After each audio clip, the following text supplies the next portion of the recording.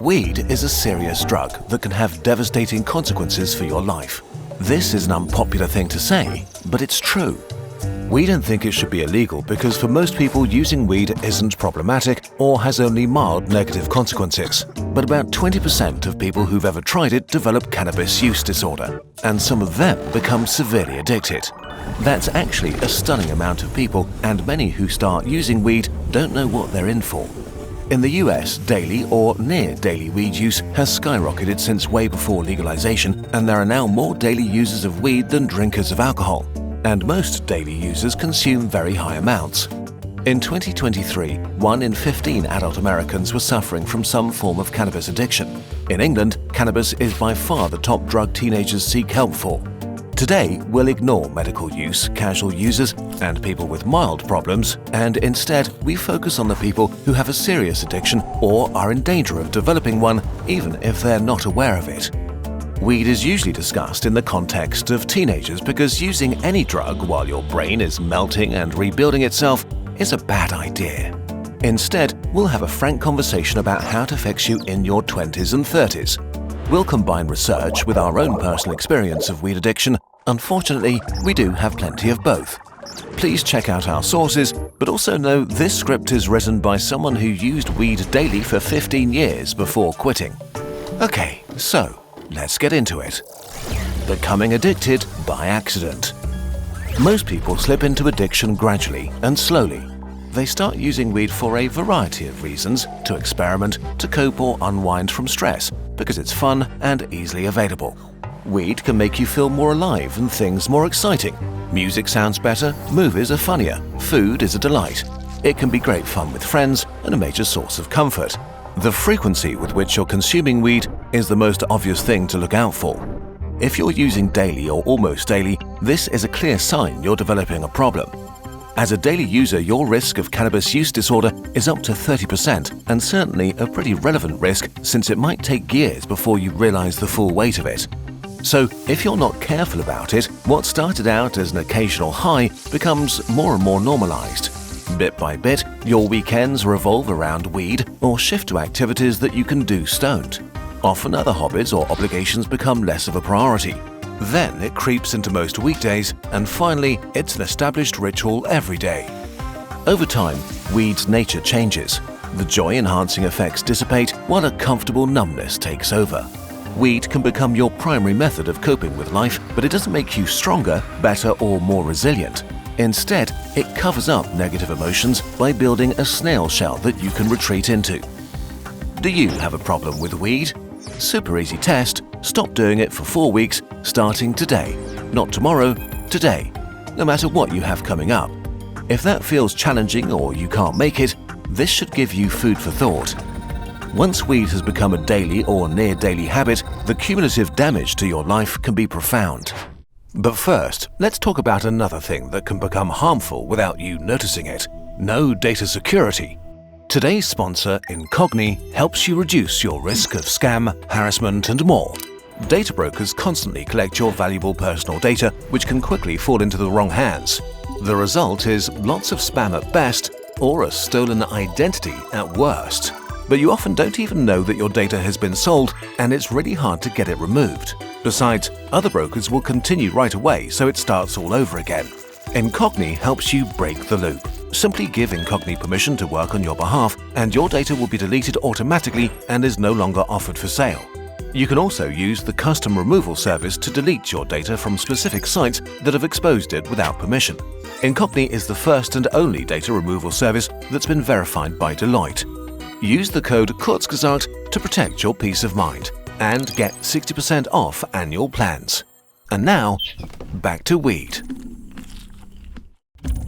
Forever tomorrow. For problematic weed users, life can sometimes progress in slow motion. The addiction keeps you where you are, while your body ages and your friends move forward. But youth masks stagnation. For years, you don't notice how much weed might be holding you back because if you're young, life changes by itself. The outside world takes on the initiative and provides a lot of support for you. You're surrounded by peers, may still have childhood friends, progress through school, start work or university, and find new places and friendships.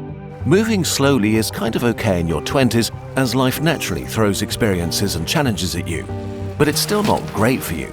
This is the time when your body is probably at its peak and you can use it for things you'll not be able to do later, from sports to dating and staying out late, traveling and experiencing the world. It's the easiest time to build a healthy social life, the greatest predictor of how happy you'll be over the next few decades. You'll likely never have fewer responsibilities again, so you can explore and take risks. Spending this time stoned with passive activities like scrolling over reposts on Reddit is something you might regret later. You'll never get this period of your life back. As you age out of your 20s, things change massively. Around this time, most people naturally tone down their weed consumption or quit entirely. You're entering one of life's great inflection points, and you risk getting left behind. Your social life is different after 30. Friendships need care, attention, and active time investment to survive, and weed addiction works against you on multiple levels. Studies show that for some people, weed can worsen social anxiety, especially if you start using more and more. And once you feel anxious about socializing, it becomes pretty tempting to just stay home and avoid events or new experiences. Since weed numbs feelings, it's easy to push away FOMO or guilt about canceling last minute. You'll go next time. But will you? Speaking from personal experience, you may turn into a friend that's unreliable, flaky, or rarely shows up anymore. But the more opportunities to hang out with friends you skip, the fewer will be there in the future. Especially if you do weed alone, it can become the central focal point in your life. Reports show that many people with addictions gradually reduce the activities or hobbies they once enjoyed in favor of consuming. Bit by bit, this can make you withdraw from the people in your life. While this can be pretty bad for your social life in your 20s, it may be catastrophic by the time you turn 30. Because in their 30s, most people are plenty busy. Careers, partners, travel, children, and their closest friends are now priorities. Free time becomes super valuable, and casual hangouts turn into two adults comparing their calendars. So people in their 30s are way more selective about what and who they spend their time with. Smoking a joint drops way down their priority list. Even without falling out, you may simply become incompatible if your identity becomes tied up with weed or when your friends have a lot going on and you don't. This happens a lot without weed, but weed can supercharge it. So many problematic weed users focus on a small circle of friends and acquaintances who are also using weed. This can create an isolation trap. If your friends quit or they withdraw to use it alone, you can face sudden isolation and loneliness. Or you may feel pressure to keep using it because you're scared of losing your friends. It's harder and takes longer to make new friends in your 30s than in your 20s, so to change your situation you need courage, energy, and motivation, things weed addiction makes much harder to muster. Worse still, people who feel lonely tend to use more weed to cope, which is linked to even more social isolation. Weed can fill the role of your best friend. It's there when you're lonely, it makes you feel okay in the moment. Your love life can also suffer. Social anxiety and complacency is a great motivator to put off dating and having sexual experiences in your 20s, and it doesn't get much easier as time passes. In relationships, weed addiction can be extremely disruptive. Reports show that partners of daily users can feel neglected, that couple communication can break down, and that trust evaporates. The addicted partner usually doesn't realize how poorly they're handling relationship issues and can be blindsided when their love leaves them. And to be frank, in their 30s, people want a partner who's ready to share the growing responsibilities of adulthood and wants to build a life together. The older you get, the more unattractive your weed addiction makes you. Okay, but who needs friends or love if you have a career, right? Well, the achievement delay machine. Long-term studies show that heavy weed users are more likely to end up with reduced academic performance, a worse education, lower income, less savings, and less stable employment, even when compared to people from similar family backgrounds and social class. Many people with weed addiction struggle to show up for work, they're not productive, they procrastinate, and they fail to meet their responsibilities. The consequences of missed opportunities and bad decisions slowly accumulate. Maybe you skipped networking events, had no ambition, and didn't get promoted, or hopped between entry-level jobs. It's also much harder to build up savings since the addiction can cost you thousands each year. In your 20s, you transition from being useless to being good at something. And so in your 30s, expectations from others and yourself change sharply. People tend to cut you a lot of slack when you're young, but this has an expiration date. The older you get, the worse it feels to compare yourself to peers that are moving on in life and start achieving things. And it's not just career goals. If you spend a decade or two using weed all the time, you grow less as a person. You probably traveled less, went out less, met fewer people, had fewer interesting experiences, and in a way lived less than your peers, which also really becomes noticeable in your 30s. In some studies, long-term chronic weed users had significantly lower life satisfaction, from their motivation and pursuit of personal goals, social and love life, to careers and options. Your life may just overall be much less fun and fulfilling than it could have been. On top of all this, your mental health is the final thing that you may erode over time. The prison of weed.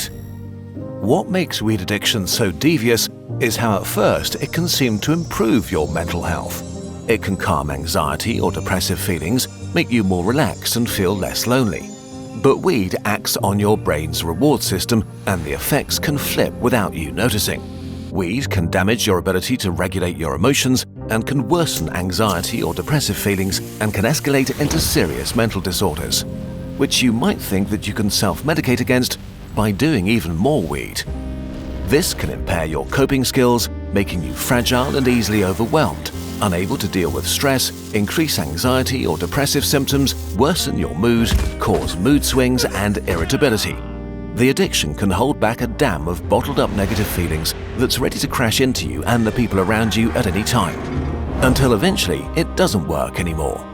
Especially during a mental health crisis, weed can make things much worse for you.